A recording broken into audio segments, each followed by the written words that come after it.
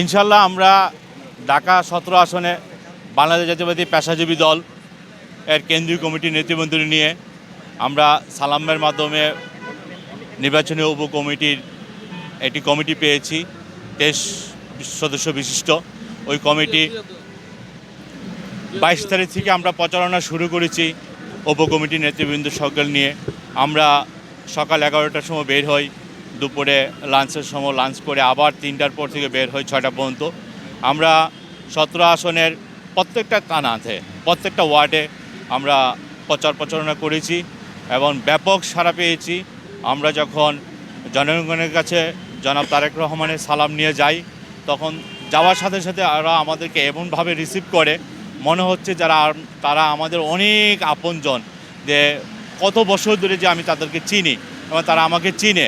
হ্যাঁ, সেটা তাদের হাসির মধ্যেই ফুটায় ফুলে আমরা বলার আগেই ওরা বলে উঠে যে আমরা দানের সরার লোক, আমরা তারেক জিয়ার লোক, আমরা খালেদা জিয়ার লোক, আমরা মুরব্বীরা বলে আমরা শহীদ রাষ্ট্রপতি জিয়াউর রহমানের লোক।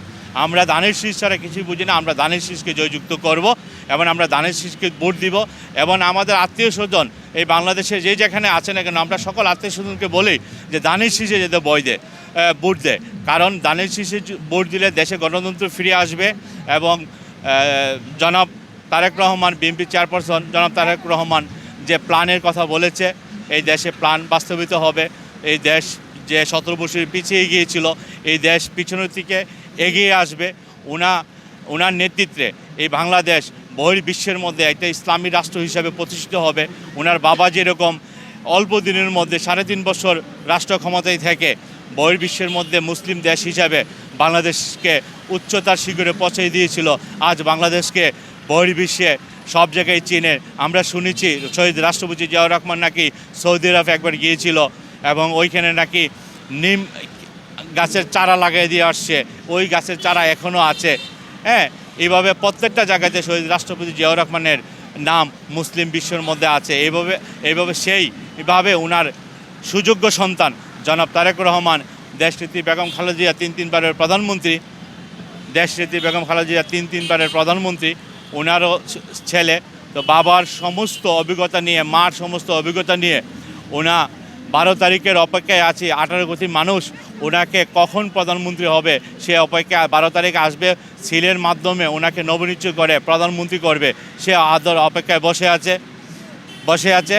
এবং কিছু মহল আজকে 1 মাস যাবৎ তারা বুঝতে পেরেছে যে তারা ইসলামী প্রগণনা চালাচ্ছে, তারা নিজেদেরকে ইসলামী দল হিসাবে নিজেকে জাহিল করার চেষ্টা করতেছে। কিন্তু ইসলামী দল তো বাংলাদেশে আরও মুক্তি এটা আছেন। হ্যাঁ, তারা বলতেছে জামাতে ইসলাম কোনো ইসলামী সংগঠন না। তাই তারা 18 কোটি জনগণের মধ্যে বাংলাদেশের 95% মুসলমানদের মধ্যে বিবাদ সৃষ্টি করতেছে এবং তাদের বিবাদের জন্য আমরা মুসলমানদের ঈমান নিয়ে থাকাই বড় কষ্ট। এই জন্য এই 95% মুসলমানের দেশ সবাই ওদের এই কথাবার্তার মধ্যে তারা হতাশা এবং এজন্য তারা সবাই জোট বেঁধেছে। নারী, পুরুষ, শিশু, ইয়াং জেনারেশন এবছর দানের শীষকে ভোট দিবে। ওদের আগে সেটা বসে আছে 12 তারিখে, তারা দানের শীষকে ভোট দিয়ে জয়যুক্ত করবেন ইনশাআল্লাহ।